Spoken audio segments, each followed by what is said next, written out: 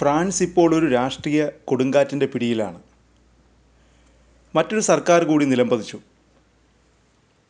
പുതിയ പ്രധാനമന്ത്രി സെബാസ്റ്റ്യൻ ലെക്കോർനോ 26 ദിവസം നീണ്ടുനിന്ന ഭരണത്തിന് ശേഷം രാജിവെച്ചു.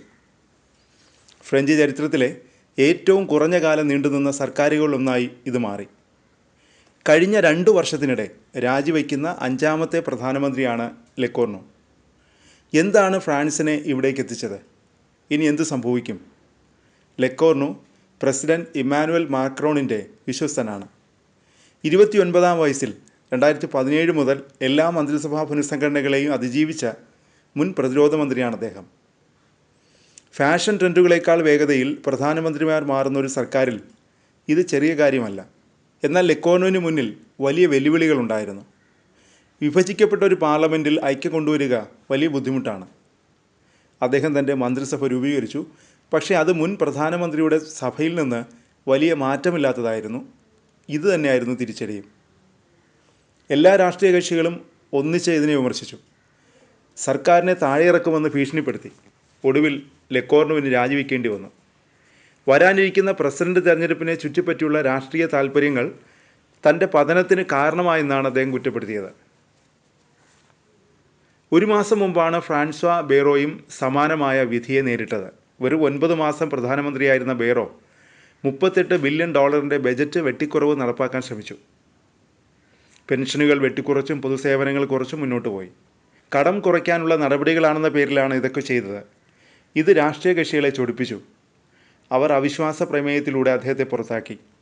ലെക്കോർനോ അദ്ദേഹത്തിൻ്റെ പിൻഗാമിയാണെങ്കിലും ഇപ്പോൾ അദ്ദേഹവും പുറത്തായി. ഫ്രാൻസ് വീണ്ടും പ്രധാനമന്ത്രിയില്ലാത്ത അവസ്ഥയിലായി. എന്താണ് സർക്കാരുകളുടെ തുടർച്ചയായ ഈ തകർച്ചയ്ക്ക് കാരണം?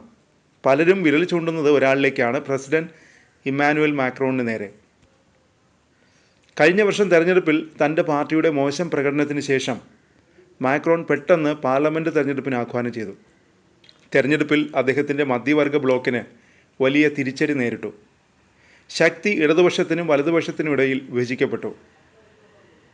ഇപ്പോൾ 3 പ്രധാന ബ്ലോക്കുകൾ പാർലമെൻറ്റിൽ ഏറ്റുമുട്ടുന്നു. മാക്രോണിൻ്റെ മധ്യവർഗവും മരിൻ ലെ പെൻ്റെ തീവ്ര വലതുപക്ഷവും ഷോൺ ലൂക്ക് മെലൻഷോൻ്റെ കടുത്ത ഇടതുപക്ഷവും തമ്മിലാണ് ഏറ്റുമുട്ടൽ. ഈ വിഭജനം ഫ്രാൻസിനെ ഭരിക്കാനാവാത്ത അവസ്ഥയിലാക്കി. ലെക്കോർനോവിൻ്റെ പതനം അനിവാര്യമായിരുന്നു. ഇതിനിടയിൽ സാമ്പത്തിക പ്രതിസന്ധി ഫ്രാൻസിനെ വേട്ടയാടുന്നു. രാജ്യത്തിൻ്റെ പൊതുകടം $3.9 ട്രില്യൺ മുകളിലാണ്. അതായത് GDPയുടെ 114%. 2024 ബജറ്റ് കമ്മി 5.8% ഉയർന്നു. സാധാരണക്കാരും ഇടത്തരക്കാരും നിരാശയിലാണ്. രാജ്യവ്യാപകമായ പ്രതിഷേധങ്ങൾ ഇതിൻ്റെ പ്രതിഫലനമാണ്.